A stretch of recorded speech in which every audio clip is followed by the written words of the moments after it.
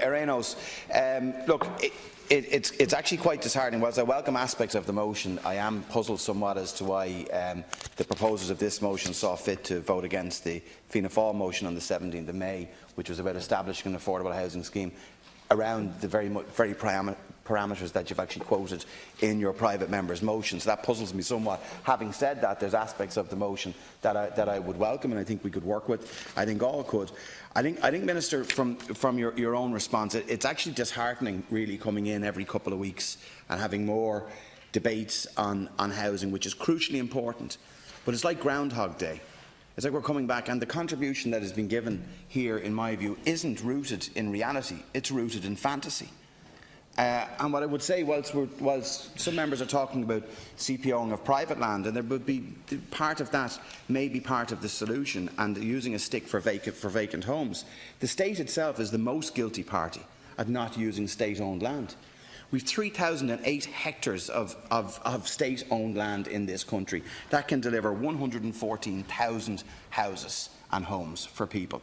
Now, earlier this week, I visited Dublin Central with my colleague Mary Fitzpatrick, and I went to O'Devany Gardens that you actually mentioned. It's a 14-acre prime urban site less than 1 kilometre from O'Connell Street, zoned for housing, service for housing. All the utilities are there: frequent bus service, Lewis, walking distance to Houston Station, the Phoenix Park, all the way into town. December 2016, your government promised £17.9 million to build 56 units on a site that used to accommodate more than 600 families.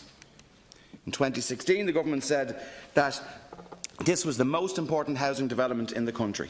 In 2016, O'Devany Gardens was the most important housing development in rebuilding Ireland. O'Devany was to be the government's flagship housing development under your much-quoted Rebuilding Ireland. When I visited this week with Mary Fitzpatrick, more than 2 years on from the announcement made by Paschal Donohoe and Simon Coveney, your predecessor, there were no new homes, no children playing, no builders, no diggers, no hoarding, no construction, no nothing. Just down the road then, the Magdalen Laundry site, Sean McDermott Street, another example of the state's lack of commitment and ambition to deliver affordable homes. 2-acre site, less than half a kilometre from O'Connell Street, transferred from private ownership to the state as a form of compensation. What do you want to do now? DCC are proposing to sell off this valuable state-owned land, zoned in service for housing, because the government has failed to provide an affordable housing scheme. On the 17th of May, when I moved our motion on establishing an affordable housing scheme, the very next day you came into the Housing Committee and said you would commence an affordable housing scheme. You're saying that again, that you will. I'd ask you when. When are the regulations coming in? How long are we going to have to wait? Another part of Dublin I visited with a colleague of mine, Councillor Paul McAuliffe, recently. I went out to Ballymun. You mentioned O'Coolon. I met with O'Coolon. I saw vast acres of other service land not developed, owned by the state. In Santry, Oscar Traynor Road, over 700 homes, nothing. What have we done? Expressions of interest. No building, no nothing.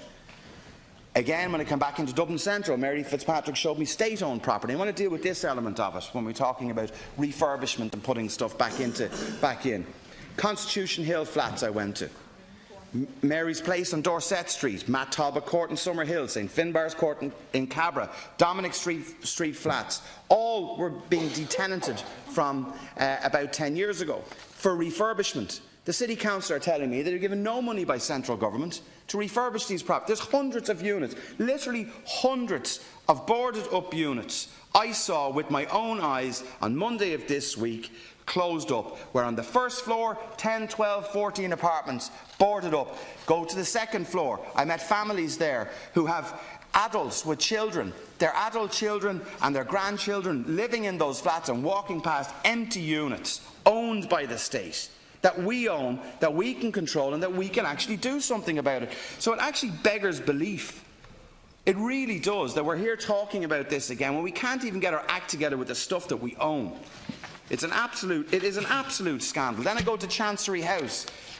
Herbert Sims designed flats, brilliantly located, fully serviced. The council came up and they put a nice new lick of paint on it and all that. Have you been inside the flats? Have you seen the state of them inside? The families, I met families in there with condensation, with damp, and we're doing nothing about it. Absolutely nothing. So the purpose of this motion here this evening, and I welcome it, I've tabled an amendment on behalf of my own party. We need to get something going, some action. something moving on this, because it's not happening. So when I listen to your contribution here this evening, it's not grounded in fact. It's absolute fantasy.